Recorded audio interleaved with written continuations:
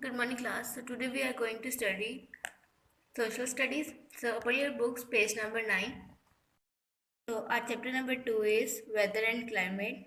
So what is the difference between weather and climate? सबसे पहले तो हमें ये पता होना चाहिए वेदर जो होता है वो हमारा day to day climatic condition होता है, जबकि जो क्लाइमेट है वो हमारा 30 ईयर्स का जो क्लाइमेट का डाटा होता है, वेदर का डाटा होता है, एटमॉस्फेरिक डाटा होता है, उसको हम कहते हैं कि वो क्लाइमेट होता है।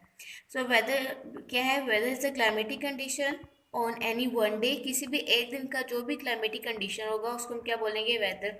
फॉर एग्जाम्पल, अगर आज सनी है तो हम उसका कहेंगे कि आज का वेदर बहुत सनी है। कल अगर बारिश हो रही थी तो हम कहेंगे कल का वेदर जो है वो बहुत ज़्यादा रेनी था।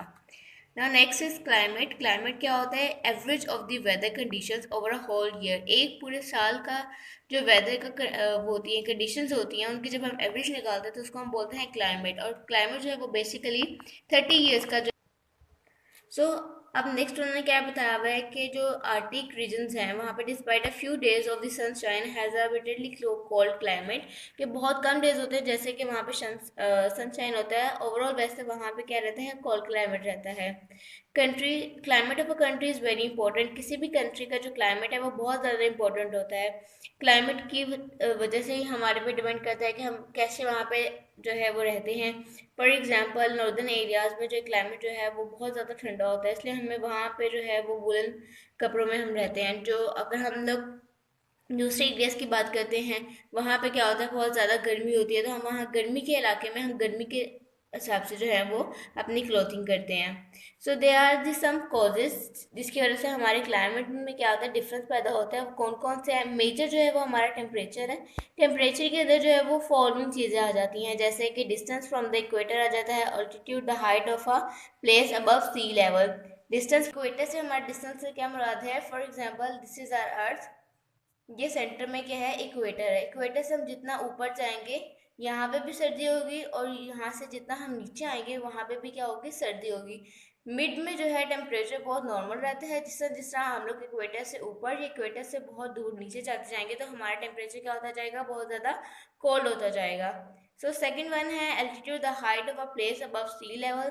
सी लेवल सेम ऐसे जिस तरह सी लेवल से हमारी हाइट जो है एरिया की वो ऊपर जाती जाएगी, वहां पे क्या होता जाएगा? सर्दी होती जाएगी। As you can see in the picture के सी लेवल से जिस तरह ये माउंटेन्स राइज करके ऊपर जाते हैं, वह आहिस्ता आहिस्ता ऊपर जाके एयर प्रेशर क्या हो जाता है? हवा जो है वो भी उसमें भी डिफरेंस आ जाता है। प्लस ये कि वहाँ पे जो टेम्परेचर है वो बहुत ज़्यादा कोल्ड हो जाता है। So our next point is approximately nearness to the sea. Sea level से जितना हमारे जो है एरिया करीब होगा वहाँ पे हमारा टेम्परेचर कैसे चेंज होगा, और सी लेवल से सी से जितना हमारा वो जो है एरिया दूर होगा वहाँ पे हमारा कैसे जो है वो टेम्परेचर होगा। उसकी एग्जांपल उन्होंने ये एक चार्ट में दी हुई है। कराची, हमें पता है कि कराची में है जो सी है, तो कराची के पास सी जो है वहाँ पे जनवरी में उसका टेम्परेचर कितना होता है? 18 डिग्री, और जुलाई में उसका कितना होता है? 31.5 degree Celsius. Same as Lahore, क्योंकि लाहौर में कोई सी नहीं है। लाहौर में जो है सी और लाहौर में जो है वो काफ़ी डिफरेंस है। तो वहाँ पे क्या टेम्परेचर है? वहाँ पे जनवरी में है 12 डिग्री सेल्सियस, जबकि वहाँ पे जुलाई में है 34 डिग्री सेल्सियस। तो दोनों का डिफरेंस आप देख सकते हैं कि कराची में है 13.5 डिग्री, जबकि लाहौर में है 22 डिग्री। सो आगे साइबेरिया का भी सेम एज इट इज़ ऐसे ही उन्होंने जो है वो चार्ट में शो किया हुआ है। यहाँ पे उन्होंने बताया हुआ है कि the temperature of the oceans does not vary from very much from the summer to winter. Usually, sea keep places near the coast cooler in summer and milder in the winter than those into the interior of the larger countries. So यहाँ पे क्या उन्होंने explain किया? यहाँ पे उन्होंने बताया कि वो एरियाज जो कोस्ट के नियर होते हैं वहाँ पे समर में क्या होता है? मोस्टली जो है वो कूल एरियाज ही रहते हैं, और विंटर्स में जो क्या होता है? माइल्ड सी वहाँ पे जो है वो टेम्परेचर हो जाता है, माइल्ड सा टेम्परेचर हो जाता है। सो नेक्स्ट वन इज हमारा ओशन करंट्स है। ओशन करंट्स क्या मतलब?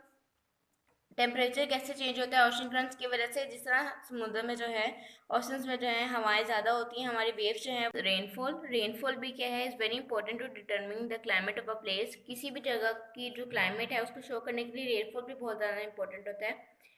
वर्ल्ड एवरेज रेनफॉल जो है, दुनिया में एवरेज रेनफॉल एक ईयर में कितनी होती है? 1000 to 2000 मिलीमीटर। बट एक रिकॉर्ड के अकॉर्डिंग जो है, on the other hand, Cherrapunji में असम में क्या है? एक ईयर में जो है वो 22,990 मिलीमीटर रेनफॉल हुई थी, जिसकी वजह से जो कि आज तक क्या है वो वर्ल्ड रिकॉर्ड है। रेनफॉल की वजह से क्या होता है, हमारा टेम्परेचर जो है वो चेंज होता रहता है। रेनफॉल ज़्यादा होगी तो हमारा टेम्परेचर जो है वो बिल्कुल नॉर्मल जाएगा, अच्छा जाएगा, वेदर हमारा अच्छा हो जाएगा। रेनफॉल्स नहीं होंगे तो गर्मी ज़्यादा हो जाएगी, उसकी वजह से हमारा टेम्परेचर क्या होता जाएगा, वो इंक्रीज़ करता जाएगा। तो इसी तरह से रेनफॉल क्या है, एक मेजर फैक्ट है जो है हमारा टेम्परेचर के साथ।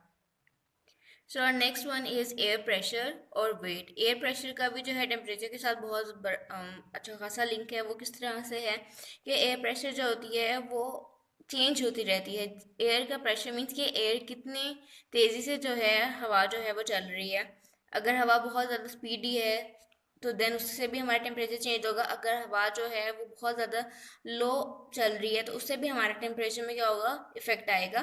For example, the average is about 1 kilogram to every square centimeter when the pressure is high। कि जब प्रेशर हाई होता है तो air is pushing down on the surface, और जब weather is usually fine and dry.